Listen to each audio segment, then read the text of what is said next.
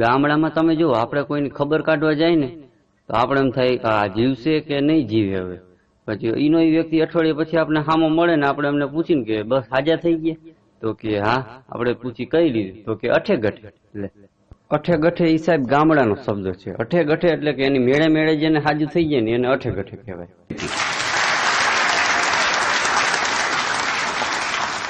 ઓબામાએ આપણા વડાપ્રધાનને ફોન કર્યો, એ કે હું ભારત આવું છું. તો તારીખ નક્કી થઈ સાહેબ, ટાઈમ નક્કી થયો. મોદી કે અમારો ડ્રાઈવર કે તમને એરપોર્ટ ઉપર તેડવા આવશે.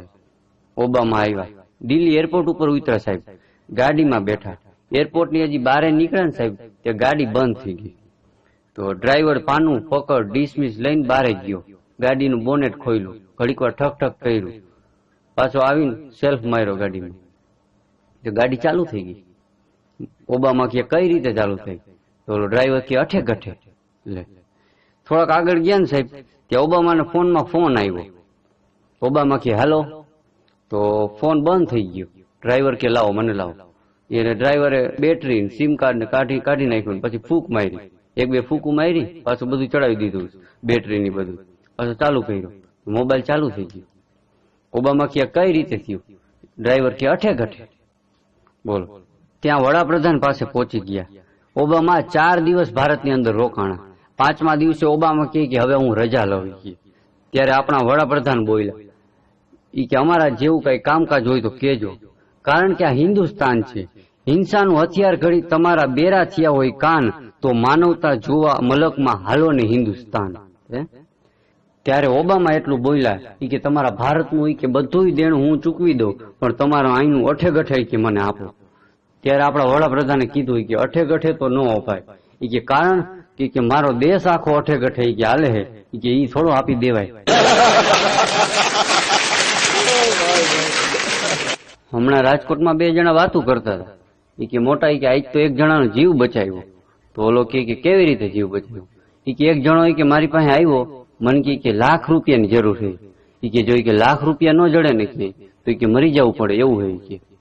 કે પછી મેં કીધું કે મરી થોડું જવાય પૂરાય, કે આવો માનવ દેહ મળ્યો હોય મરી થોડું જવાય, કે લઈ જાય કે મારી પાસેથી. બોલો કે પછી શું કર્યું? કે પછી દીધા નહીં. કે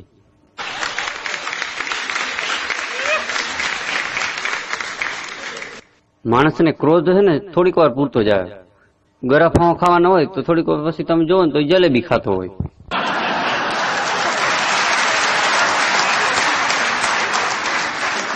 હમણાં એક જુગારીઓ દવા પી ગયો, વાડીએ કપામાં રમતા છે તો છાંટવાની પી ગયો.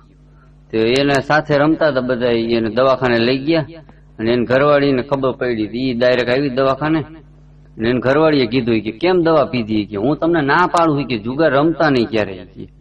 એને ઘરવાળો શું કે ખબર? ઈ કે મેં દવા કે એટલા માટે પીધી કે રમતા હતા ને તો કે ગંજી પતામાં 6 રાણી આવી ગઈ. કે પછી 3 સામે થઈ ગઈ ને પછી કે મેં એમાં ખોલાવી હોય, કે એમાં પી લીધી દવા.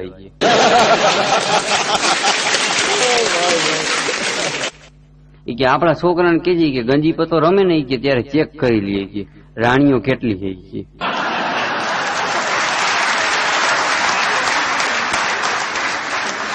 આ માગવા વાળા આવતા હોય ને દુકાને, એમાં એક ભિખારી શેઠની દુકાને જાય અને ખડખડાટ દાંત કાઢે. એમાં એક જણો ડેઈલી જોતો હોય. એકવાર પછી ભિખારીને બોલાવીને કીધું કે હું તને કે 3 મહિનાથી કે પેલા રૂપિયો આપતો હોય, કે હવે તને 50 રૂપિયા આપું હોય, કે તો તું કે મારી દુકાને તો દાંત કાઢતો નથી, શેઠની દુકાને કે ખડખડાટ દાંત કાઢે છે. કે એવું બધું કે તને શેઠ કેટલા રૂપિયા દે? કે તો ઓલો ભિખારી શું કે ખબર? કે ઈ ક્યાં કોઈ દી કઈ દે? કે